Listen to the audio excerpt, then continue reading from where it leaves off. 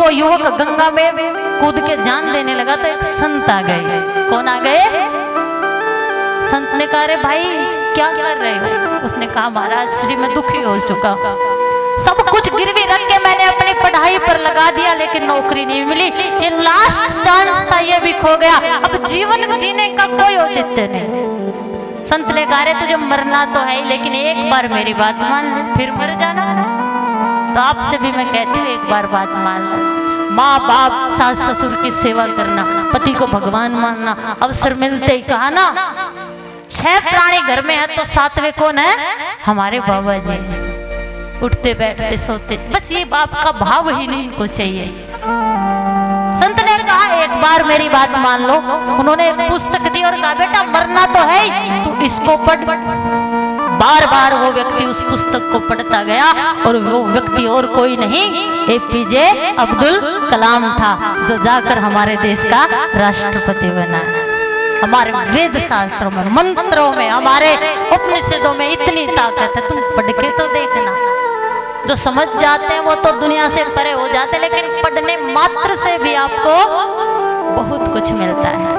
इसलिए वो करना जो संत वेद शास्त्र उपनिषदों ने कहा है, जो भागवत ने कहा। श्रीदामा माफ करना सुदामा ने अपने जीवन में वेद शास्त्रों को पिया था, वेद शास्त्रों को धंधा नहीं बनाया था, कभी किसी से भिक्षा नहीं मांगी। जब बेटे को कृष्ण की कथा सुनाते सुनाते सो जाता है तो वो कहती है, कब तक चलेगा नाथ?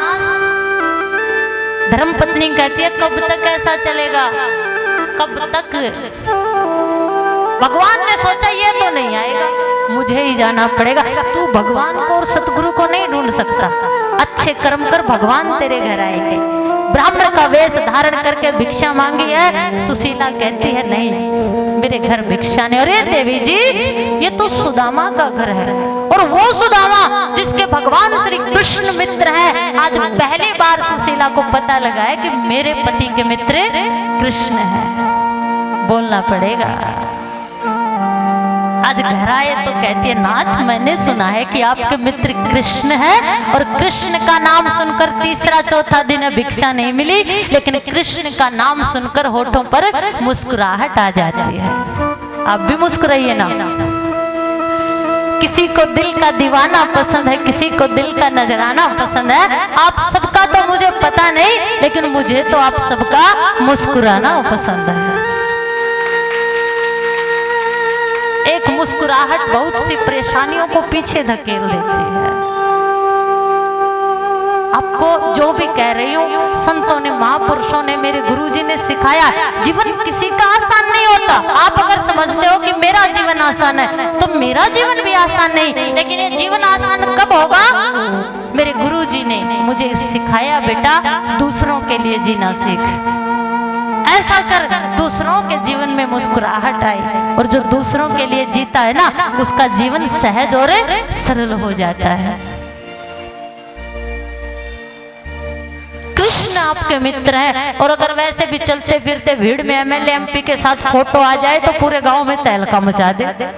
मुझसे बच के रहियो, मुझे कुछ ना कहियो, तुम नहीं जानते मेरे लिंक कहाँ कहाँ तक है। अरे जमीन पे उगने वाले जमीन पे रहे, उड़ने में बुराई नहीं, उड़ने में बुराई नहीं, लेकिन जमीन को मत छोड़िए।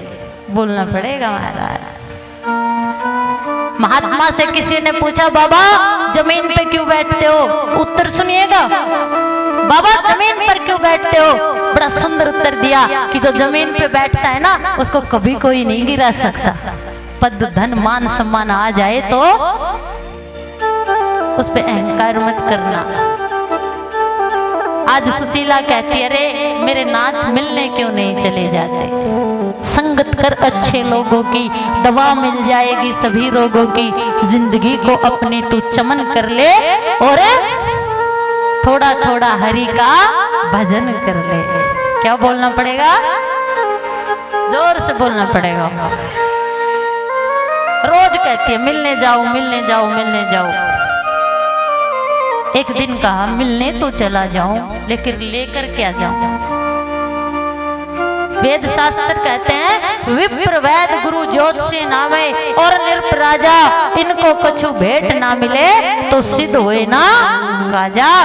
हे मेरी धर्म पत्नी, गुरु, ब्राह्मण, राजा और मंदिर में कभी खाली हाथ नहीं जाना चाहिए।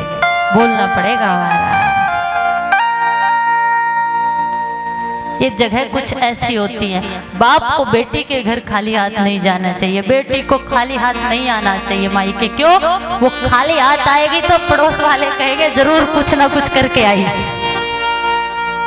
इसलिए गुरु, मंदिर, कथा, इन जगह पर खाली हाथ नहीं जाना चाहिए। आज तक आपने कथा सुनी, आज ये कथा विश्राम हो जाएगी। 2 दिन यज्ञ है और भी प्रोग्राम है, उनमें सम्मिलित होना, और परसों भंडारा है। क्या बोलना पड़ेगा?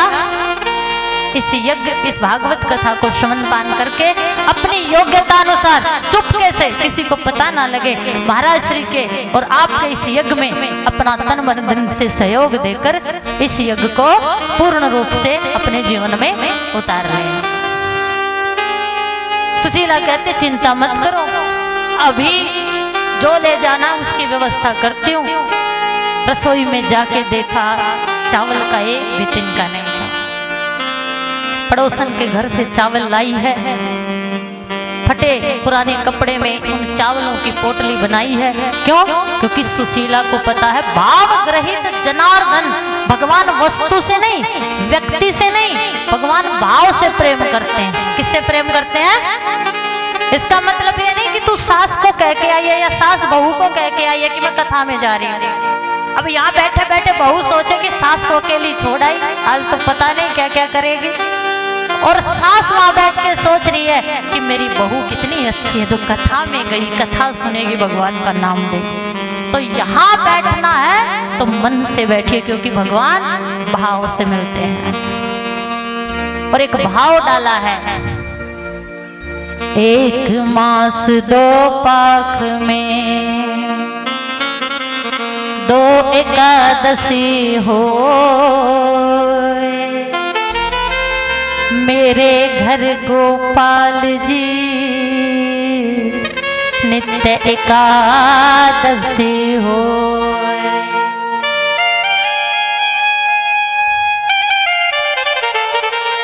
ये जो बीमारी आई है ना कोरोना, हमारे ऋषि मुनियों ने पहले ही बता दिया, अगर जानवरों को मारकर खाओगे तो जानवरों वाली बीमारी आएगी। और वेद शास्त्र कहते हैं कि महीने में 2 एकादशी के व्रत होते हैं। क्या बोलना पड़ेगा?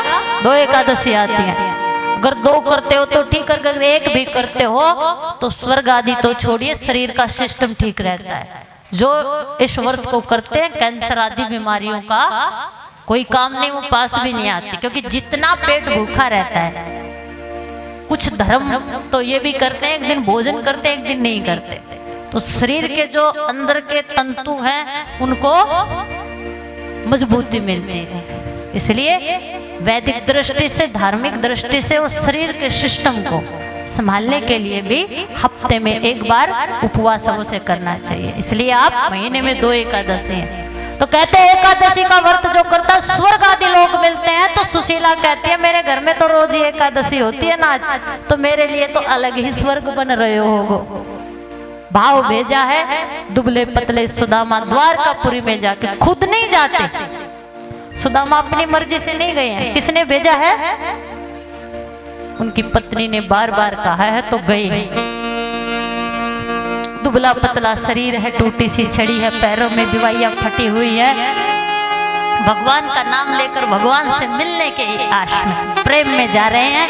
भगवान ने पहुंचा दिया है। द्वारका में जाकर द्वारपालों से कहा है मुझे कृष्ण से मिलना है, यहाँ हक जताया है। क्या बोलना पड़ेगा? यहाँ उसने भगवान पर अपना अधिकार जमाया है कि मुझे मेरे कृष्ण से मिलना है। द्वारपाल कहते हैं यहाँ कोई कृष्ण नहीं, यहाँ तो श्री श्री 1008 श्री कृष्णचंद्र महाराज द्वारकाधीश रहते हैं। तो सुदामा कहते कृष्ण तो उसमें भी है। उसके वेशभूषा को देखकर, और भगवान 7 8 पटरानियों के साथ बैठे हैं, दास दासियां